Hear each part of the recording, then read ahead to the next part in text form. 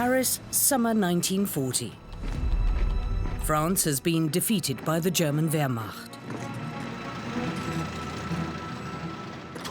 Mortal terror. There is nothing worse than fearing for your very life.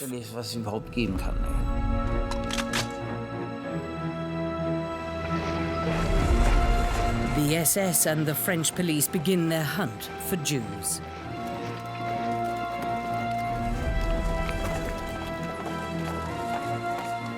You felt you were in danger, and this fear never ever left you. But there are places of refuge and people who know what is right and what is wrong.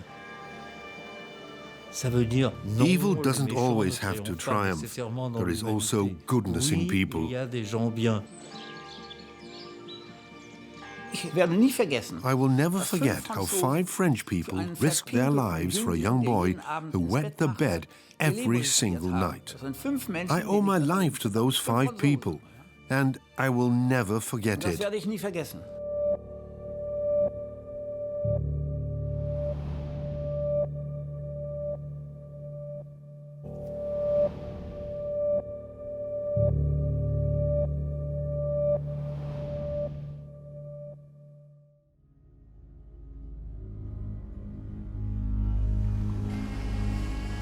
Hamburg, 1938.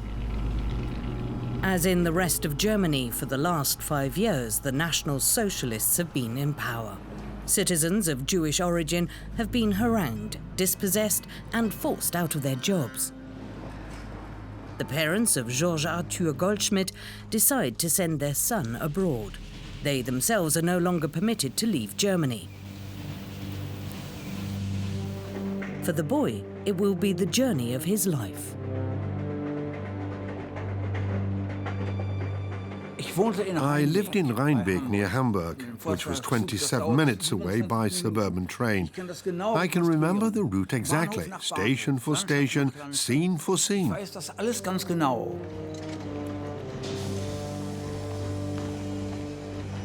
The train left from the last platform on the north side of Hamburg station. It's still there today. I can still remember my parents gradually disappearing from view. My father had taken off his hat so we could still recognize him. We had this final sight of him standing there next to his wife. I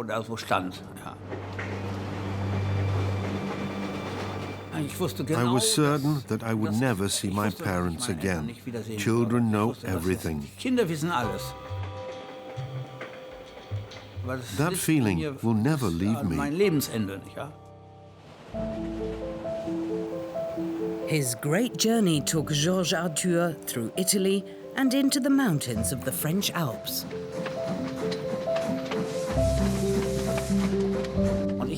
Another thing I still remember perfectly is this big tunnel you go through before reaching Bardonecchia and Moudon. It's about 10 kilometers long. As we emerged from it, I saw this dry grass, like hair, hanging down the cliff. I knew it was the first grass of freedom. And I had come from what I'd call terrorized Germany. We children felt that. Germany was a country where you always turned your head to see if someone was following you. Even the landscape was scared. And that was where life began for me. I knew that I was free.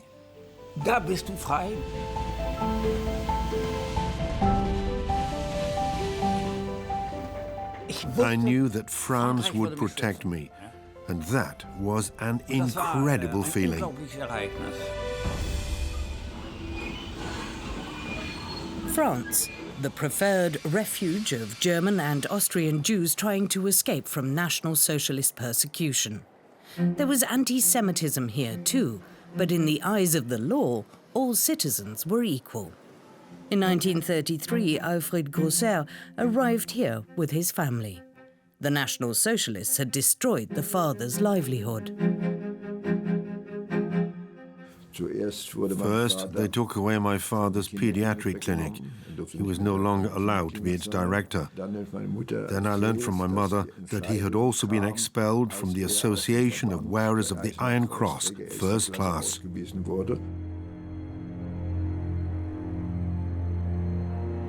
Paul Grosser, a German patriot and a highly decorated officer of the Imperial Army.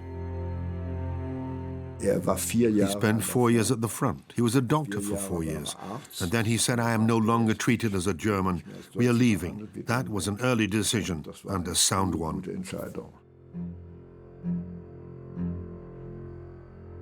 It was indeed a momentous decision for the entire Grosser family.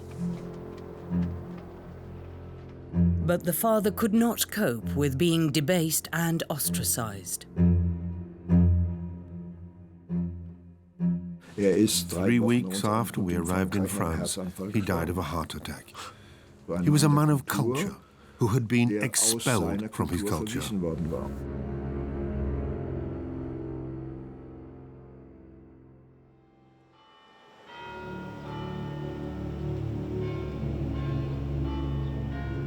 Loss and a new beginning. Initially, Georges Arthur Goldschmidt's great journey ended here at the foot of Mont Blanc.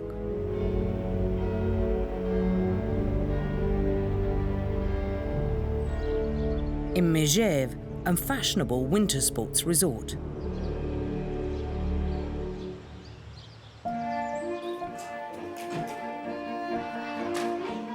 The Collège Florine Montagne boarding school became something of a new home for the boy from Rheinbeck near Hamburg, who at the time was still called Jürgen Arthur. I arrived without ever having heard a single word of French. In November of that year, I was with my friends when the first snowflakes began to fall. One of them turned and said, "Oh, les premiers flocons!" Oh, the first snowflakes. And I suddenly realized that I had spoken French for months without being aware of it. Because children understand in a way that is totally different from how adults think they understand. After that, I started speaking French as if I had been born to it.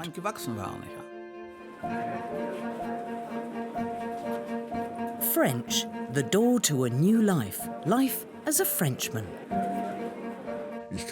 They put me in a really low class to learn French. Nearly all the teachers were women, and they were very kind to me. I learned French very quickly, and things moved fast.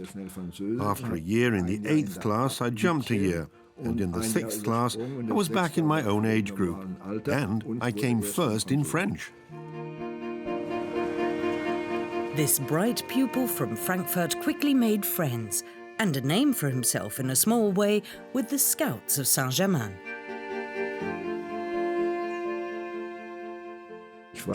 I was in charge of a small group of 6 scouts. We won a competition, and the group leader, that was me, was allowed to carry the flag. It wasn't actually a flag, just this funny thing attached to a pole. I was allowed to carry it in front of a monument to the dead of the First World War. I told the lady in charge that I was hoping to become French, but didn't yet have French nationality. So was there any sense in me carrying the flag? Of course there is, she said. We're celebrating peace, not victory. So it's symbolic for you to do it.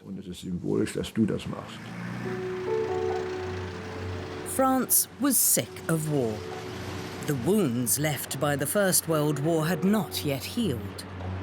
Never again was the general attitude. But in the late 30s, Hitler's warmongering reached fever pitch. France's prime minister tried to appease him.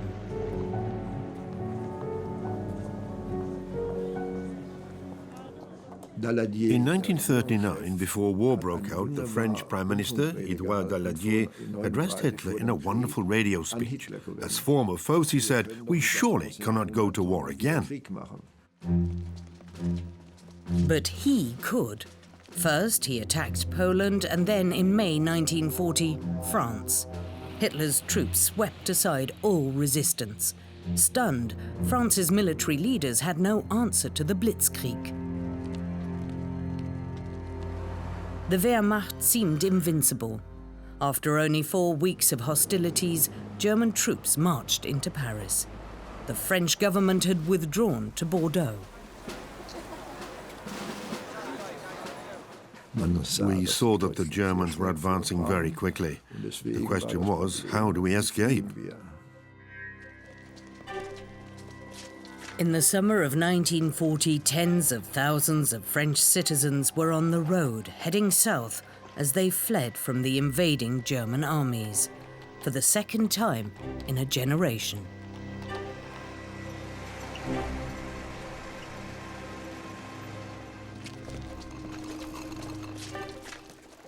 My sister and I had set off south on our bicycles, carrying lots of luggage.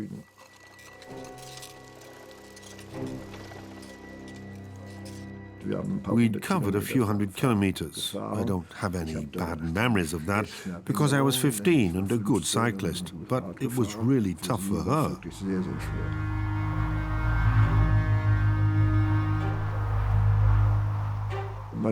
It was at this time that my sister fell ill, and in the south, in April the following year, she died. She was 19.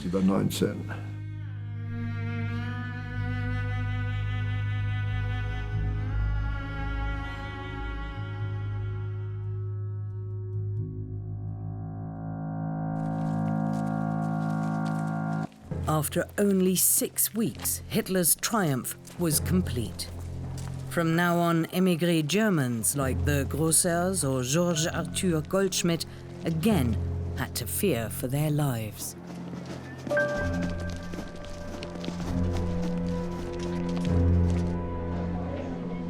Before Hitler made any demands at all, and you won't read about this in any French history book, there was Article 19 of the Armistice Agreement to be observed. France was obliged to deport any fugitive that Germany wanted to have sent back. As a result, many anti-Hitler Germans were interned in camps as hostiles. This was the case in Gurs, for example, and in many camps. All the Germans had to do was pick them up, so to speak, because they had already been detained. Denn sie waren ja schon in Lagern. France was partitioned. The northwestern part came under German occupation. In 1942, an area in the east was occupied by the Italians.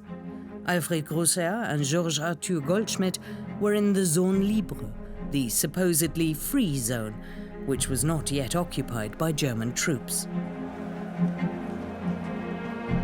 It was there in the summer of 1940 that a French satellite state was declared with an extreme right-wing dictatorial government. The capital of this state authority was the spa town of Vichy. Marshal Pétain became the head of government. Jews now began to be discriminated against there too, just as Hitler wanted. The formation of the Vichy government in 1940 saw the introduction of anti-Semitism at state level. From one day to the next, Jews were no longer permitted to work in the civil service, nor head their own company. Many measures of this kind were decreed by Vichy, by the government itself, and not under pressure from the occupying Germans. There was a kind of competition between the state anti-Semitism of the Vichy government on the one hand and German anti-Semitism on the other.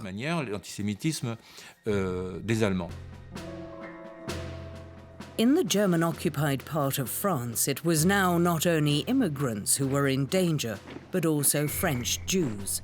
Systematically, the SS began to register all Jewish inhabitants.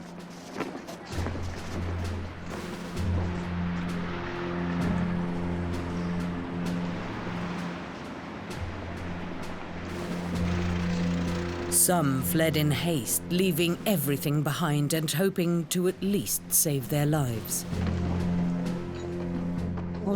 You felt you were in danger, and this fear never, ever left you.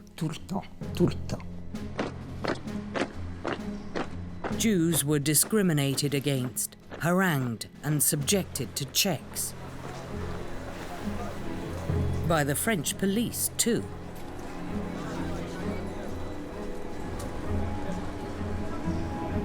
From 1942, Jews in the German-occupied zone had to wear a yellow star. People like Pascaline Magnat, who back then was called Pascaline Cayenne. We were supposed to wear the yellow star, but we never actually did. 2 of our little cousins wore it, and they were picked up and deported. We never saw them again. It drove their mother crazy.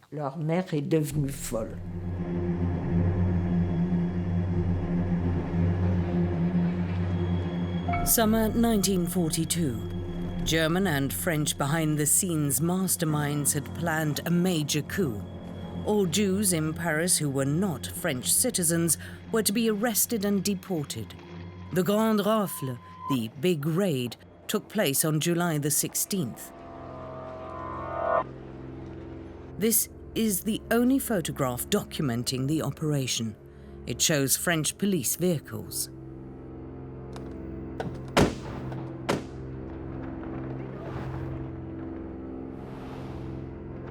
Jews were brutally arrested in full public view.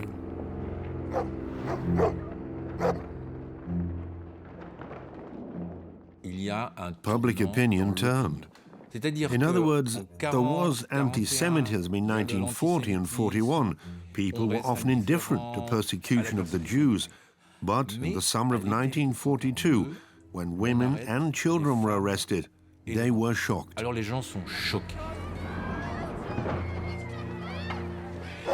It all took place openly. Thousands were crowded together in the Veldive, the velodrome in Paris. But some managed to avoid this fate. There were small gestures. People tried to protect the young ones. If they couldn't save the parents from being taken, then at least they could save the children. Don't go home, they'd say. They're waiting for you. It was little hints like that which prevented someone from being arrested. In June 1942, during this major operation alone, 13,000 Jews were arrested and deported to the extermination camps in the East. Very few returned.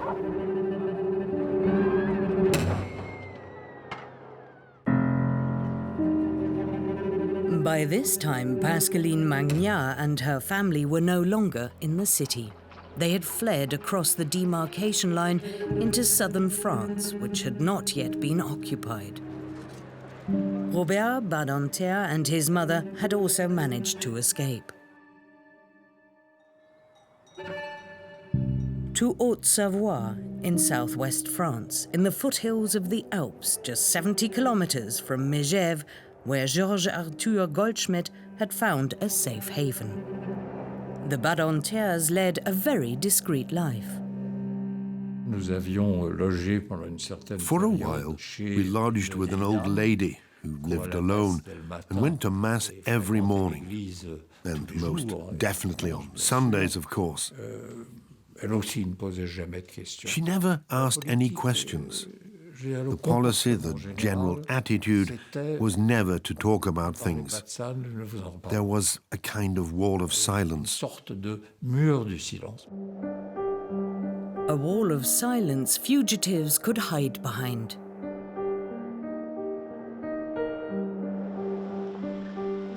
Chambéry, once the seat of the Dukes of Savoy. Robert Badinter attended grammar school here, quite normally, just like all the other pupils. We lived like everyone else, not hidden away. That would have been a big mistake. And strangely enough, I think, it was this totally natural attitude which protected us. In the final analysis, this seemingly so dangerous policy of leading a normal life as if there was nothing to be concerned about proved to be our protection.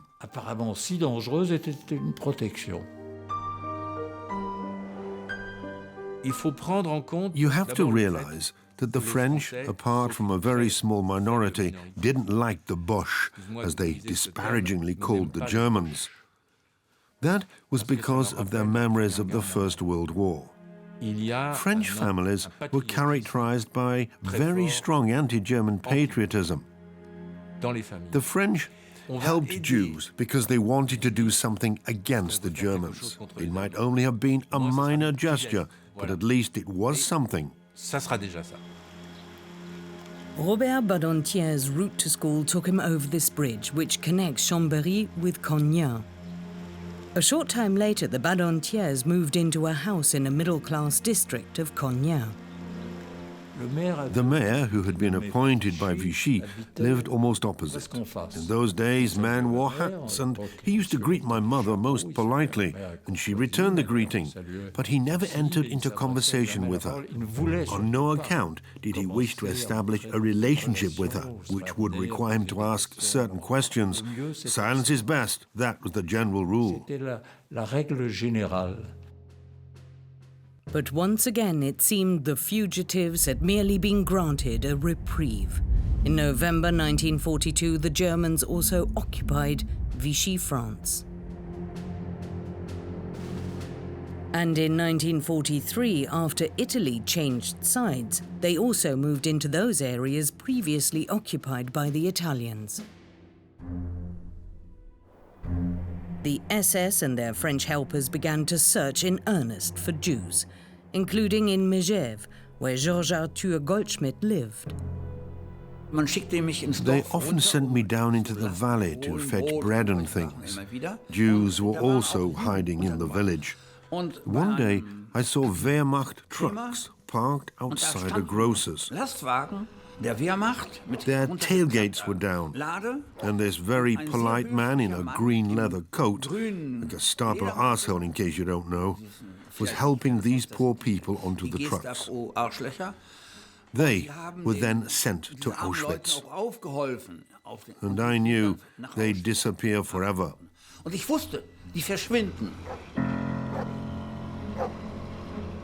I can still see this one small boy with black eyes. I see him quite clearly.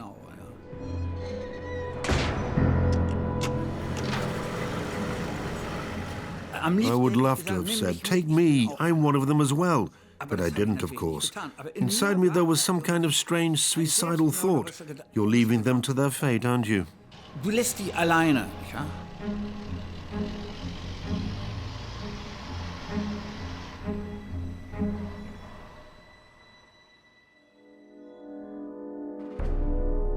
Bordeaux on the Atlantic coast has always been a city with a large Jewish community. The aim was to destroy it and all other Jews who had found refuge in Bordeaux. Like Boris Cyrulnik. In hiding with a Christian family, he had been betrayed.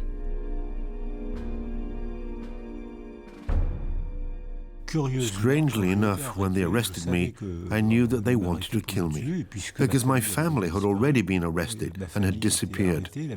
So I knew they wanted to kill me.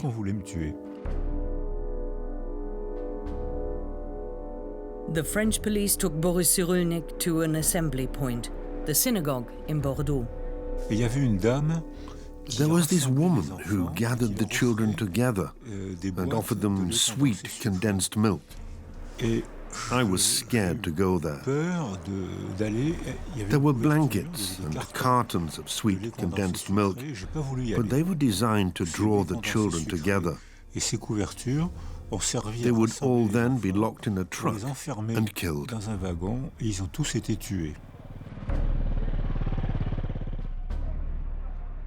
I didn't want to go with that woman and her blanket, so I stepped to one side. That probably saved my life. I made several naive attempts to escape, but they failed. German soldiers kicked me and hit me with their rifle butts. When the order came to leave, I ran towards the toilets, because I thought that, being as small as I was, I would perhaps fit through a window.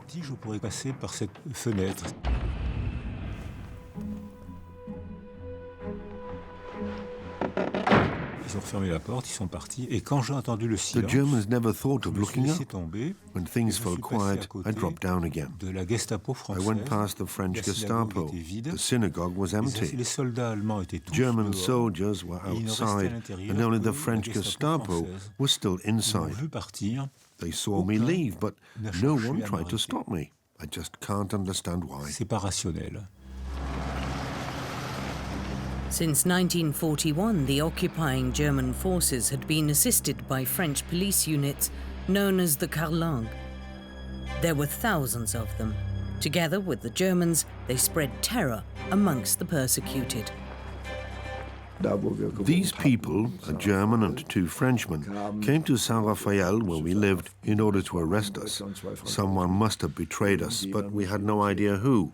Nor did we know how the informer knew who we were, but we got away just in time. My mother went to Cannes, and then I went to Marseille.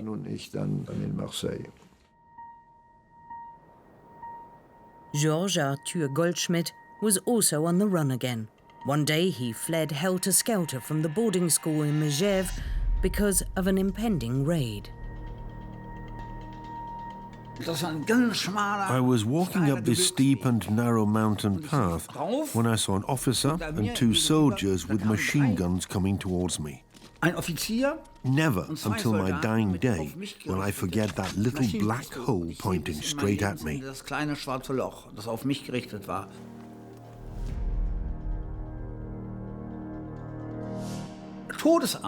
I was in mortal terror. There's just nothing worse than fearing for your very life. Your legs suddenly aren't long enough to make a run for it, and you search for some way of escape. But amazingly, this lieutenant, or whatever he was, stepped to one side to let me through. I was absolutely terrified and sank to my knees. Then I saw this Wehrmacht scout car with two soldiers sitting in it. One of them said, "Such a good-looking blonde lad. He's not from here." I was trembling with fear and headed off into the mountains. Fear affects your self-assurance, and that is the worst thing of all.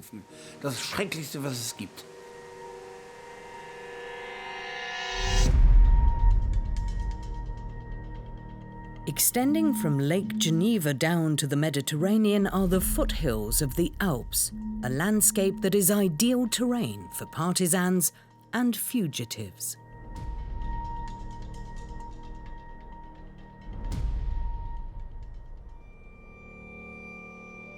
Situated where the Alps merge with the region known as the Provence is the town of Dieu-le-Fit. The name means "made by God." In 1943, Pascaline Magnat came here. My mother was friends with a woman who was living in hiding in Dieu-le-Fit. She told my mother that people would take care of us there. That is how we all came to go to Dieu-le-Fit. Roughly half the 3,000 inhabitants of Dieu-le-Fit are Catholic, the other half Protestant. The village has a centuries-old tradition of protecting the persecuted. Many Huguenots found refuge here. Now it was Jewish children who were being saved. I was welcomed by the vicar, Pasteur Monnier. He reminded me of my grandfather. And he said something to me I will never forget. "You will stay with us. Here you will be safe."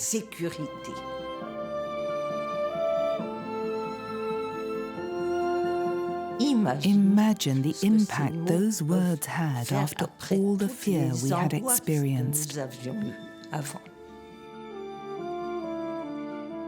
Pasteur Monnier was goodness itself. Waiting patiently outside his door, we queued up to tell him about the nightmares which regularly tormented us. It was reassuring for us to tell him about our bad dreams. At the time, Françoise Meyer was also a pupil at Beauvaillon boarding school, where Pasteur Monnier taught. All the children, whether they were Jewish, Protestant or whatever, had to attend Sunday school. It was compulsory. And of course it was Pasteur Monnier who took Sunday school with us. Today, Beauvaillon Boarding School is a home for children from difficult home backgrounds. In those days, it was a progressive school similar to the rural school movement in Germany. The director was a woman, Marguerite Souberan.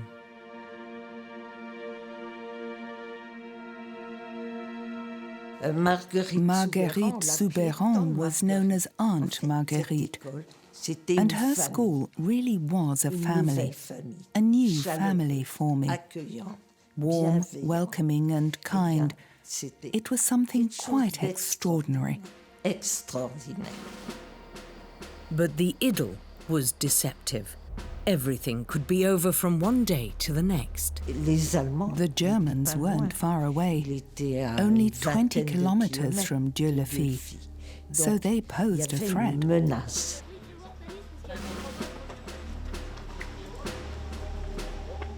My brother and other Jewish children and adolescents attended school during the day and spent the night in a nearby grotto in the forest.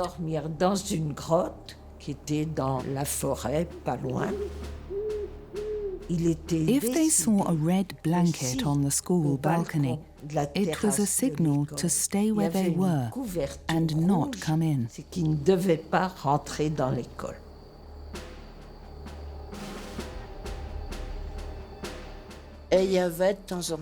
Occasionally we received information. Sometimes even the police warned us if the Germans were about to carry out office checks, because too many ration cards were disappearing, or because false identity papers had turned up.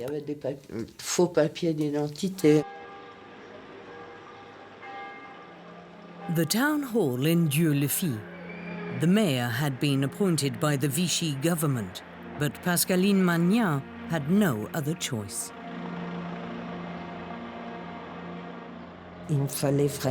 I urgently needed a forged identity card. So one morning, shaking with fear, I went with my mother to the town hall. We were received by the mayor's secretary. She was a charming young girl. "So you need an identity card?" she asked. "Yes," I replied. She then asked what name should appear on it. "Colombe," I said, and told her how old I was. She then looked straight at me and said, "Let's put down that you've got green eyes." She then took a stamp and I left with my identity card. And now to the story of Jeanne Barnier. She was 22 years old and not at all happy at what was being done to Jews. Jeanne Barnier issued over 1,000 false identity documents and ration cards. A false carte d'identité could save a person's life. You could get false papers in various towns in southern France. I kept my name because it doesn't sound very Jewish.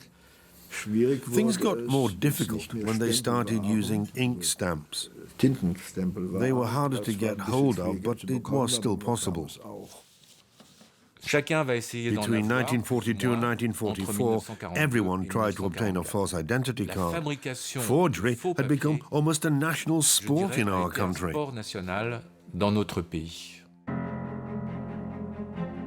The false ID of Robert Badinter. Now we all came from Saint-Nazaire, so we had all become Bretons.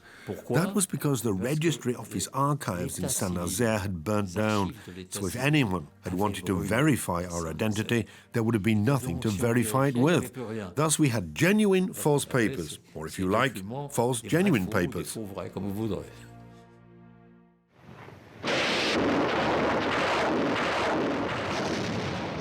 June the 6th, 1944. D-Day. the Allied landings in Normandy. Now it was clear that for Nazi Germany, the war was lost. But for the persecuted, at first, the situation became even worse.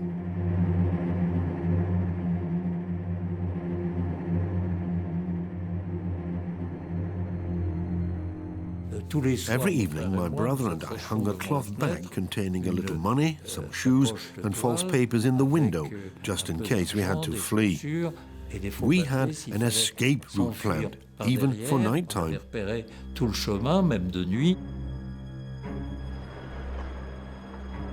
France was in revolt. Supplied with weapons by the Allies, now in summer 1944, the resistance rose up.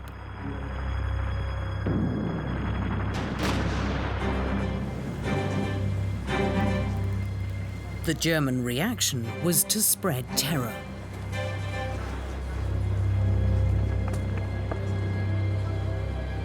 Oradour-sur-Glane. In one of the most heinous war crimes ever committed in France, virtually the entire population was murdered by the SS, and the village razed to the ground. Under the command of SS officer Alois Brunner, special units combed the land, sending thousands to their death.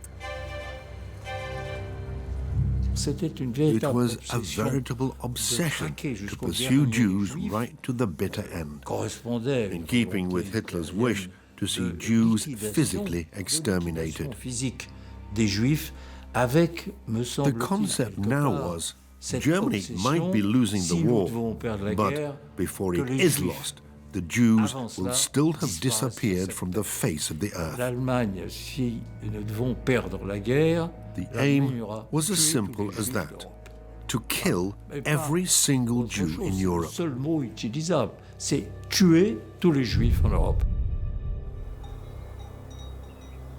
But where danger grows, sometimes salvation grows too.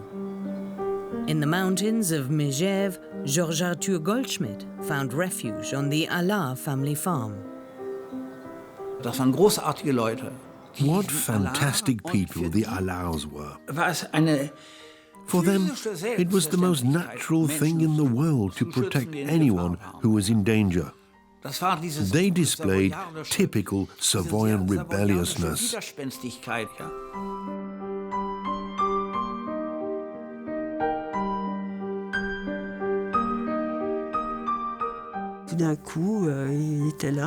Suddenly there he was, and we knew at once that he was on the run.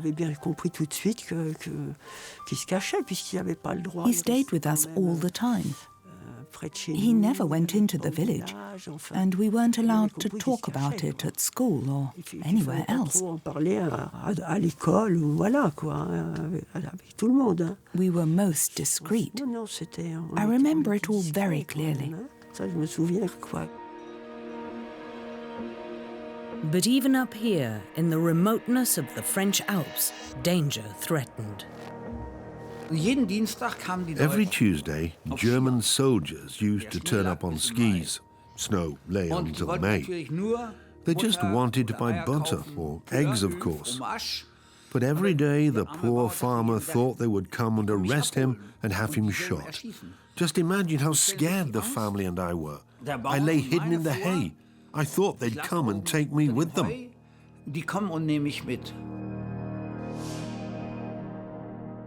I wouldn't wish the fear I felt on my worst enemy. What I remember most of all is how he used to suck his thumb. That surprised me, because he wasn't a child anymore, but a strapping lad of 16.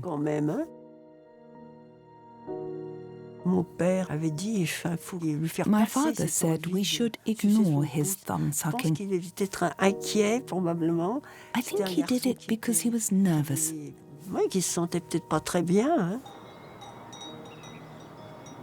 And hidden deep down inside him was a boy's yearning to go home. I worked out this fantastic attitude, otherwise I wouldn't have made it.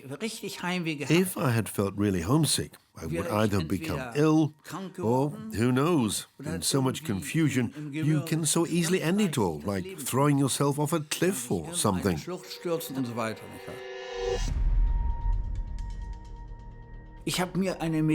But I found this method of never feeling homesick. And I developed it so well that images of my home village could come into my mind without making me cry.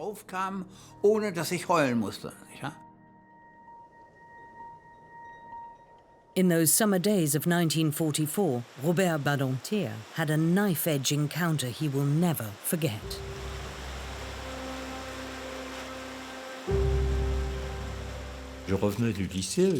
I was coming back from school on my bike when I saw German soldiers, military police, holding up a stop sign.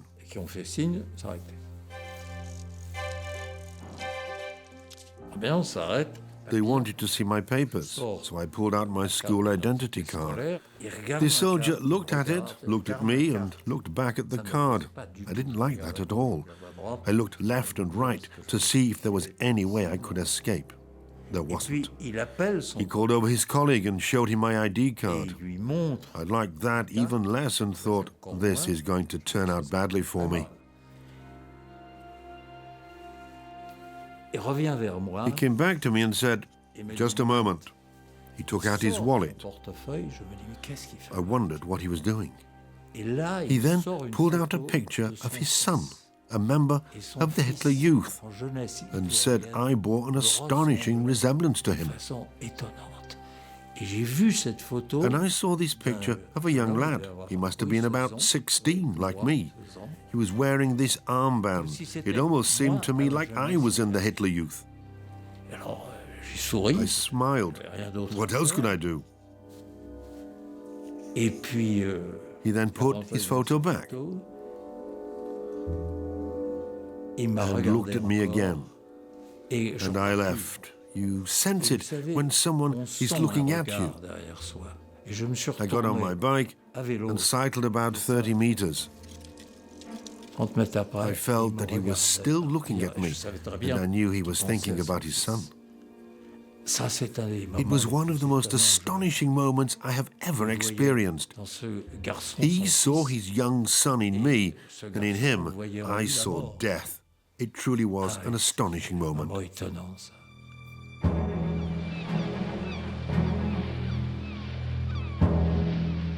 On August the 15th, 1944, American troops and Free French forces also landed near Saint-Raphaël on the Côte d'Azur.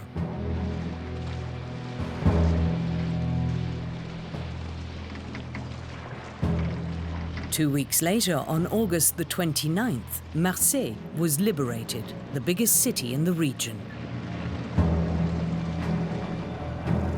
The nightmare was over.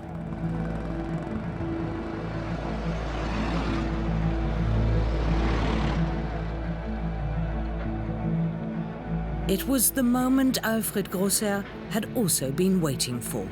He had lived here for 2 years in hiding as a young teacher in a Catholic seminary. Ever since childhood, I have been an atheist and at the same time closely linked to the Catholic Church. I was told that it was either baptism and help or no baptism and no help. So I had myself baptized.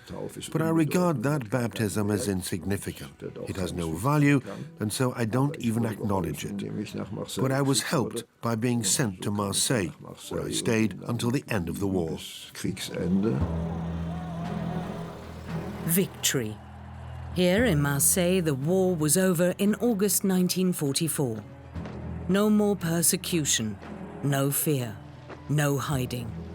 The bloodhounds had been defeated, and for Alfred Grosser, a new era began. A friend of mine was seriously injured in Marseille. He was taken to hospital but died.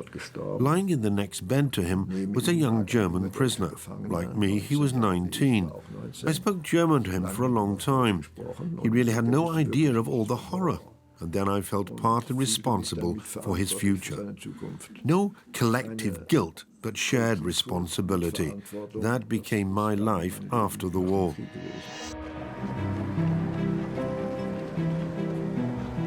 In those August days of 1944, after 4 years of German occupation, the war was also over in Paris. The Badentiers returned to the French capital. But there was still no trace of Robert's father, who had been deported. Only slowly did the full magnitude of the crime against the Jews become apparent.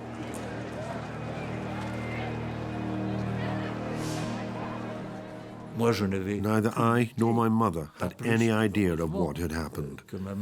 It was only towards the end of the war, in April and May 1945, that we saw American newsreel footage.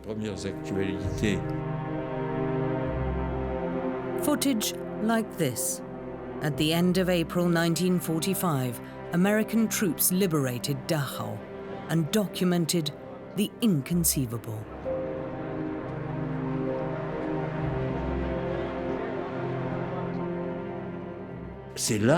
We saw the concentration camps. We saw that Dachau had just been liberated.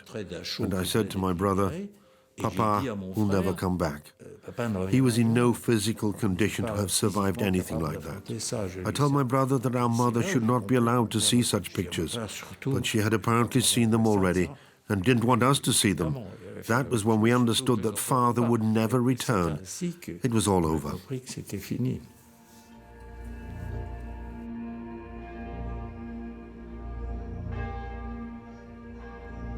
At the end of the war, there were 1,500 refugees living in Dieu-le-Fils, 1 in 3 of the population.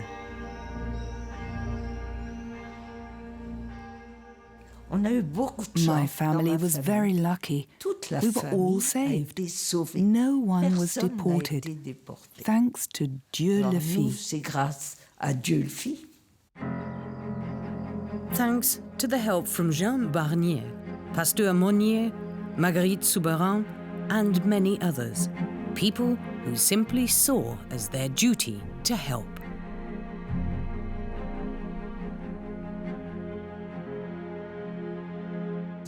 We never spoke afterwards about what had happened in Dieu-le-Fils during the war. We became friends, and we never had to thank them for their help.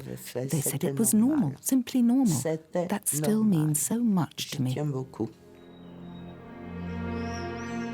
The miracle of Dieu-le-Fils was that not one of the persecuted who were hidden was betrayed, denounced, or handed over.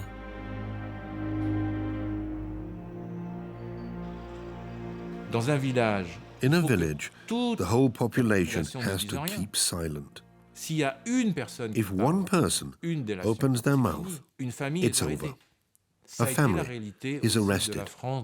That was also reality in France in those days. There is one statement I heard time and again in interviews with Jewish witnesses. They knew we were Jewish, but they never said a word. That gives you food for thought. Mais ils n'ont rien dit. À méditer.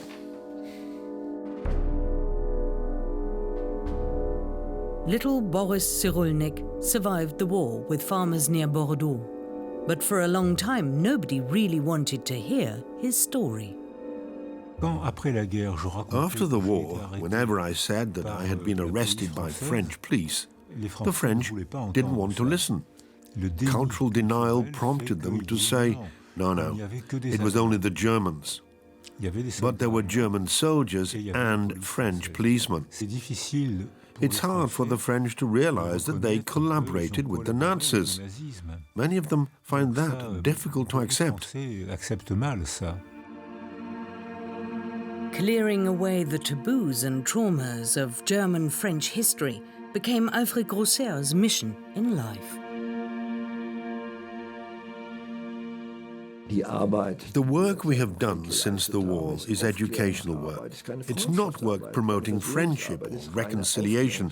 It's solely educational work about France and Germany. Educational work. Despite a government and a police force that played an active part in persecuting Jews, in France, 7 out of 8 Jewish children survived. Thanks to people like those in Dieu-le-Fils, Megève and Cognac. I have enormous respect for them. Every time I travel through Savoy, I always call in at Cognac, and I always feel relaxed and at peace. That's because I am reminded that evil doesn't always have to triumph. There is also goodness in people. Oui, il y a des gens bien.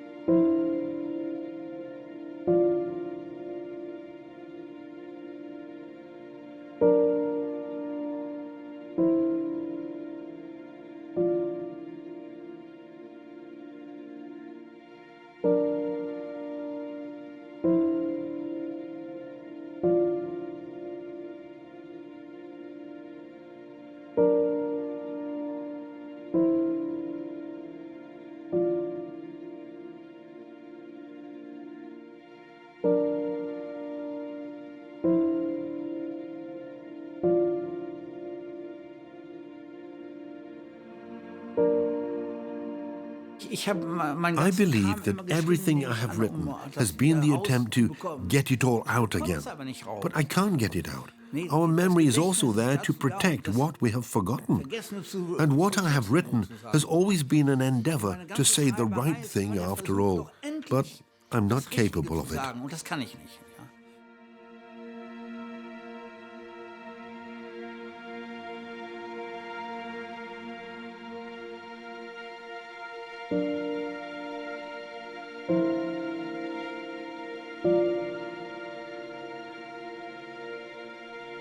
Thank you.